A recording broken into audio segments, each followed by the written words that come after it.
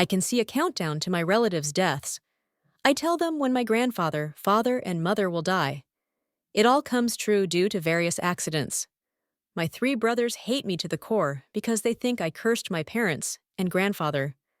My mother actually dies after giving birth to my younger sister. But my brothers dote on her to no end.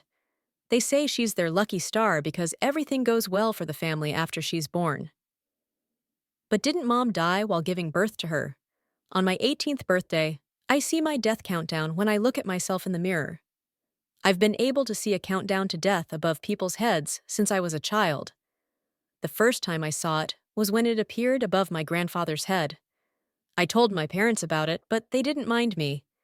They thought it was just part of a child's imagination. When I saw my grandfather again the next day, he lay on the bed with a white cloth over his face. People were crying, but I didn't understand what was going on. Later, I saw the same countdown timer above my father's head. When I told him about it, his smile froze for a second before he regained his composure. That night, I didn't see him return from work. All I heard was the urgent ringing of a phone. My mother turned ashen when she answered the call. She was already heavily pregnant at the time.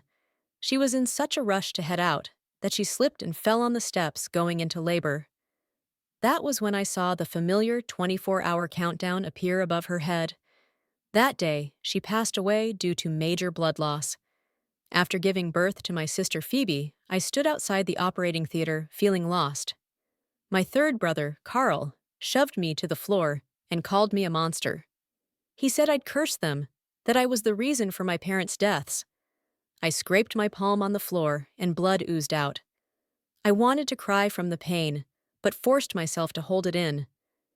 When I looked around, the people standing around me didn't dare come near. I could see the fear and hatred in their eyes. I didn't dare make a sound. All I did was bite my lip and get to my feet. Then I dusted my dress off and comforted myself. After that, I curled up in a corner and listened to the sobs around me. I hugged my knees and wept. Daddy, Mommy. I slowly drifted off. When I woke up, I found that I was alone. Everyone had left, but no one had bothered waking me up. Was it because they didn't want me anymore? I got to my feet feeling panicked.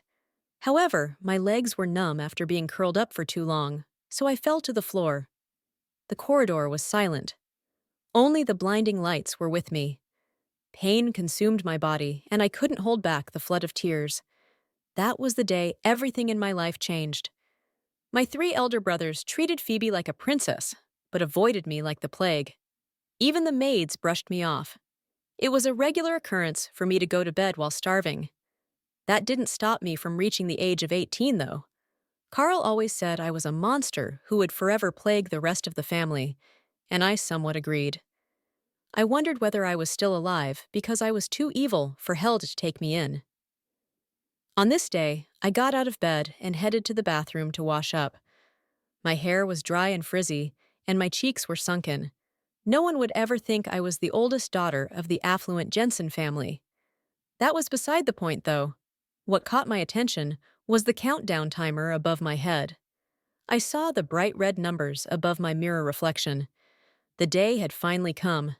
I wanted to smile, but only managed to lift the corners of my lips slightly. I slowly put down my glass of water and stared dazedly at my reflection. I didn't have friends and rarely came into contact with anyone. How was I going to spend my final day in this world?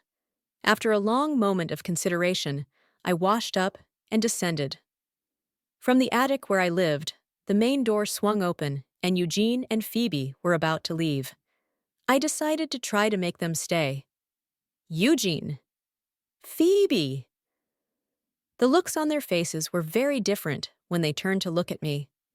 Phoebe's eyes lit up when she saw me, and she happily called my name beside her. Eugene's expression darkened. He seemed to want to say something, but stopped himself after glancing at Phoebe. Can we have dinner together? Just this once is enough, I said, nervously awaiting their answer. Of course, number. The answers were simultaneous, but completely different. Phoebe turned to Eugene, looking confused. Why not? Yeah, why not? Didn't you promise Gary that you would accompany him to an auction? That's tonight, he said. Really? Something occurred to Phoebe when she met Eugene's confident gaze. The realization dawned on her, and she turned to look at me apologetically. I'm sorry, Holly. It looks like we won't have time to have dinner together tonight. She smiled after some thought. How about we do this tomorrow? We can have dinner as a family tomorrow. A family? I forced out an ugly smile, almost drowning in my bitterness. There was no tomorrow for me, but I still agreed to her suggestion and watched her leave the house. Before turning away, Eugene gave me a warning look. It was sharp, and I felt like he wanted to stab me with it. Don't let me catch you trying to pull something funny, Holly. Touch a hair on Phoebe's head, and we'll come after you with everything we've got. Stay away from her. I watched Phoebe and Eugene left. The earlier joy I'd felt when Eugene had stopped to speak to me immediately disappeared. I felt like a bucket of ice-cold water had been poured over me. Was that what he thought of me? That I was an evil murderer? I changed my clothes and put on some light makeup, wanting to look a bit more spirited. My first stop was a funeral supply store. Since I only had one day left, I couldn't get a custom-made urn, so I picked my favorite pattern from the ones available. This urn would be my home in the future. I left the store with the urn in my arms. I could sense the odd or surprised looks that landed on me, but I ignored them. I headed to my next destination. I passed by Carl's school on my way. Class happened to let out then, and I heard the students louder. I watched them a little enviously. They were so youthful and spirited. Unlike them, I hadn't stepped foot in a school since I was 10. I was about to leave when I saw Carl get out of the car to head inside. Since it was my last day in this world, I mustered the courage to jog to him. But as I approached, I saw him frowning while speaking to someone on the phone. When he saw me, a hint of weariness flickered in his eyes. He said, "Got it." Then he hung up and stalked toward me. I wanted to ask him to have dinner with me that night, but the look in his eyes made me hold myself back. He snarled, "Keep your dirty thoughts to yourself if you want to remain a member of the Jensen family, Holly. I'll show you what hell on earth is like if you dare do anything to Phoebe's." I stiffened. This was about Phoebe again. I now knew who Carl had been on the phone with Eugene. Well, it made sense. I'd always been known as a symbol of misfortune. Why else would I have cursed my family members? I couldn't help shuddering at the thought of what Carl was capable of. After my mother's death, a kind doctor had taken me home. For 3 days. After that, Carl had locked me up in the tool shed without food or drinks. Nobody had cared about me.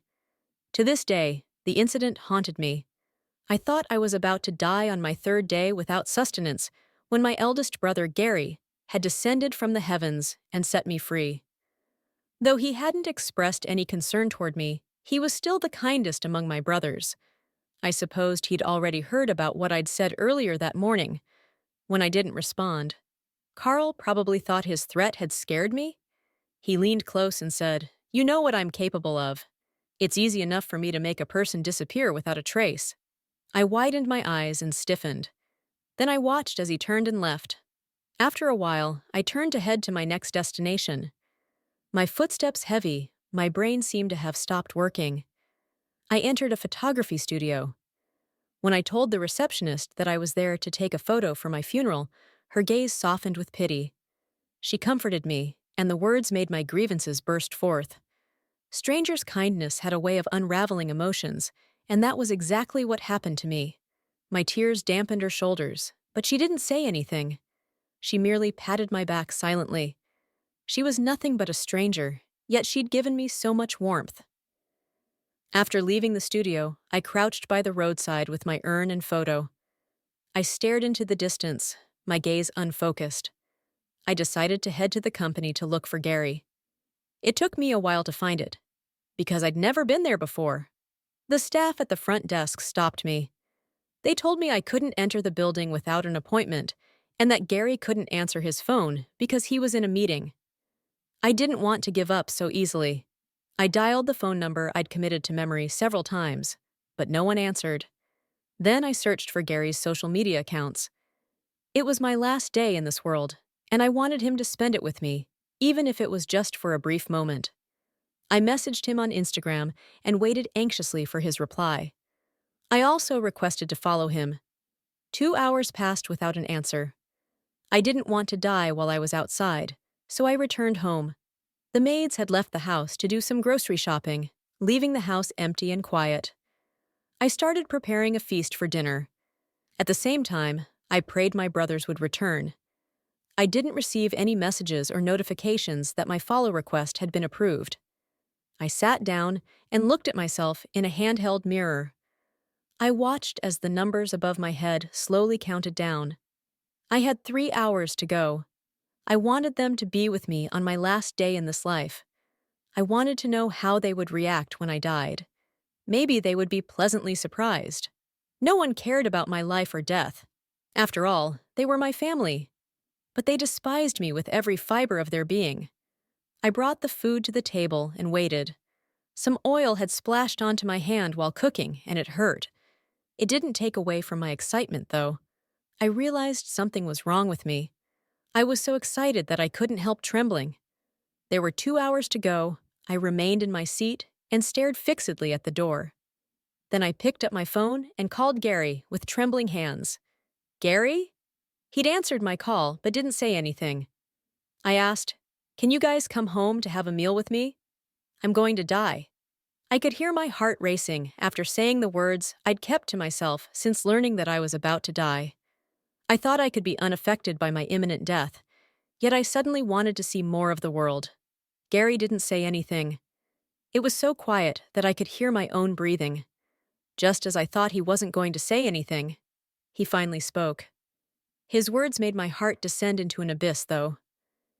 "Do you think a lie like that is going to make us pity you, Holly? You're stooping really low to make us go home, aren't you? Do you think we're still as easily fooled as we were when you were younger? Don't forget how Mom, Dad, and Grandpa died," he said icily. No, that wasn't it. That wasn't my fault. I screamed the words in my heart, but couldn't make a sound. Tears streamed down my face and landed on the floor. I felt like a puppet under a puppeteer's control as I cried, "I'm not lying. Please do this for me. Please, just one last time." Gary ultimately hung up on me.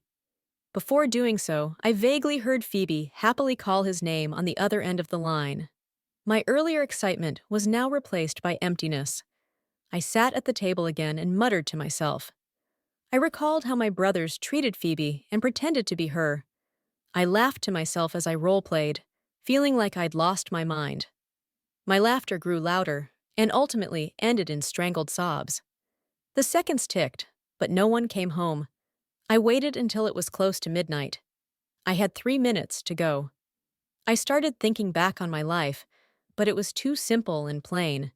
There didn't seem to be much to remember. My life had been a tragedy from the moment I was born. Minutes turned to seconds, and I slumped onto the table. I had my urn and photo beside me. 5, 4, 3, 2, 1. The countdown ended, and a dead silence descended upon me. The room went silent. Even the sound of my breathing disappeared. At the same time, I heard the sound of the doorknob turning. Someone was back.